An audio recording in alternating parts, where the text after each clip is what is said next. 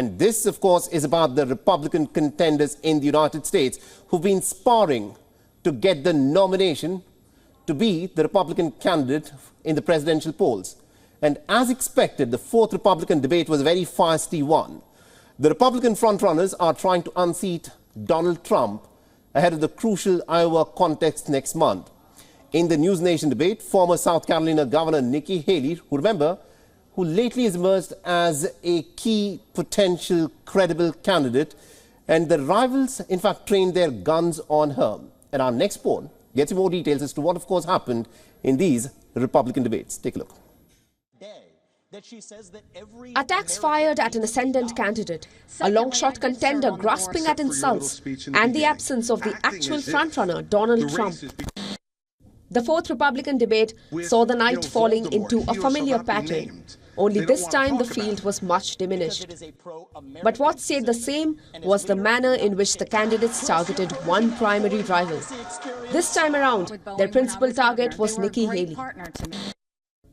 The former UN ambassador fielded a flurry of insults flung at her by Florida Governor Ron DeSantis and tech entrepreneur Ramaswamy.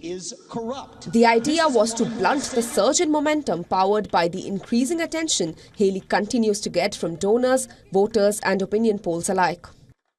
I have delivered results. That's what we need for this country. And you have other candidates up here like Nikki Haley. She caves anytime the left comes after her, anytime the media comes after her. The only person more fascist than the Biden regime now is Nikki Haley, who thinks the government should identify every one of those individuals with an ID. That is not freedom, that is fascism, and she should come nowhere near the levers of power, let alone the White House. And I love all the attention, fellas. Thank you for that. Nikki, I don't have a woman problem. You have a corruption problem. And I think that that's what people need to know. Nikki is corrupt. This is a woman who will send your kids to die so she can buy a bigger house.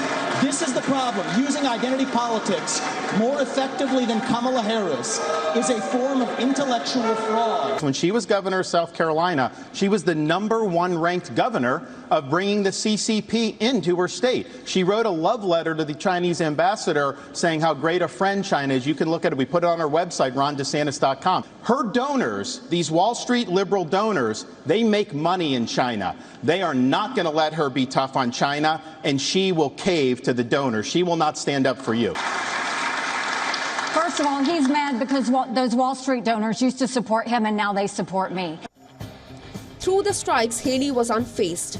She cited polls to underline that she is the only candidate who could beat President Joe Biden in the 2024 elections. Remember, poll after poll has shown it is not Trump but Haley who is best poised to take down Biden. At campaign events and debates, the lone woman in the race has sought to find middle ground on issues like abortion. She has also exhibited her foreign policy expertise. As a result, Haley has seen her poll numbers rise since the first debate in August.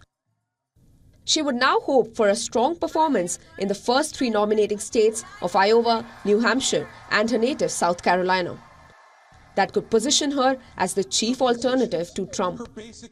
Talking about the frontrunner, none of the candidates on stage except Chris Christie went after Trump. You'll all be heading to the polls to vote, and that's something that Donald Trump will not be able to do because he will be convicted of felonies before then, and his right to vote will be taken away.